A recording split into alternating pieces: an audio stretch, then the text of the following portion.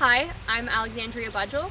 I'm the team lead technician in the Sudbury region for the 2021 field season, and I'm going to be doing a demonstration on how to do a roadside point count. First, I'm going to start by talking about navigating to the point and what we found worked best for arriving there. So Google Maps was very useful for in-service areas, and we were able to have it connected to our speakers in the car, and it would read out directions so that you didn't have to be distracted while driving. The next best option that worked well for us when we were not in service coverage was using Avenza Maps on our phone as opposed to using a GPS unit, because it was a bit easier to read the screen of a phone than off of a GPS while you're trying to operate a vehicle as well. Having a phone mount in the car that kept your phone on the dash would also have been beneficial, so that you can see the screen instead of having to pull over, look at your phone, see how close you are to your point, and then continue forward. Next, I'll talk about where to park when you do arrive at your point count. Some areas we encountered had a bit of a dangerous road situation to park, such as around a blind corner or at the bottom of a hill where other vehicles can't see you coming. Where possible, you should find a better area, a safe spot to park, and then you can walk to your point count from there if you're not too far.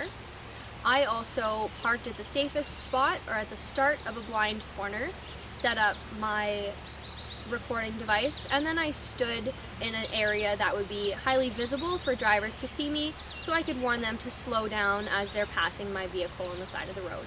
So when you arrive to your point count location, you'll turn on your zoom unit by pressing down and holding this slide button. Now the device will turn on, and there are 3 buttons that are easy to press by accident. You want to make sure this mic gain knob is at 10 at all times. You also want to make sure that the top of the zoom unit is set to 2-channel recording. And then the last button I found was easy to depress is this slide that goes up or down. So if you're looking at the screen, you want to always be situated in S plus or minus 0, but it is fairly easy to accidentally fade the mic from one side to another. This says +1, this says -1, so you just want to make sure that it's set to 0.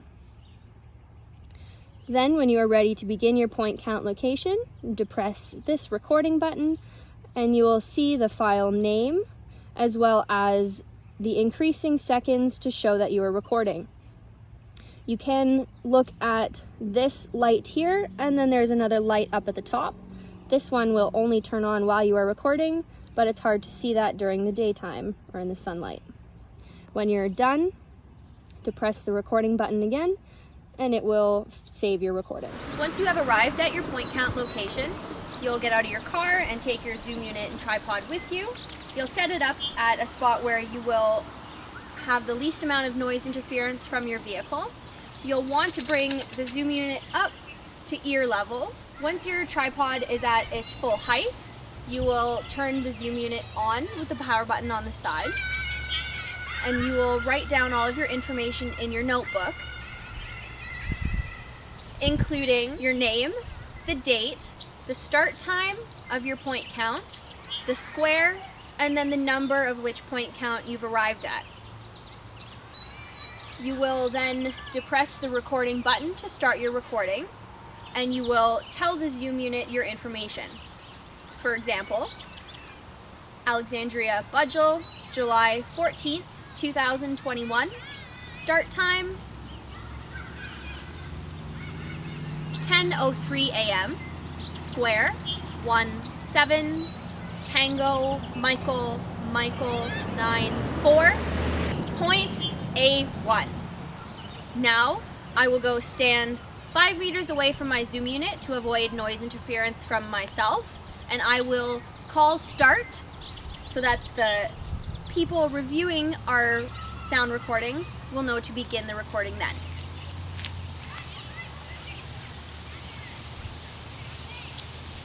At this point, I will also start a 5-minute stopwatch. Start.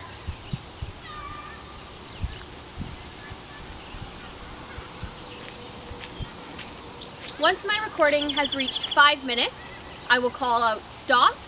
I will come forward and I'll depress the recording button again to stop the recording. If there is a vehicle or multiple vehicles that drive by while your recording is going, add 1 minute per vehicle which drives by for a maximum of 10 minutes. If you find your point is very noisy with a lot of vehicles or perhaps construction in the area, then move along to another point and return to this point at a later date. A few other pieces of information to mention. You should write down the start time for every point count, as the files on your Zoom unit will be saved with the title of date and time.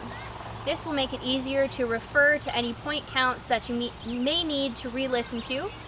You should also include notes for each point count if it is very windy in that spot, if there are lots of vehicles that drive by, or if there is anything of importance. If you come across a road that is private property or that cannot be accessed, then add extra points to make up for those that you cannot reach.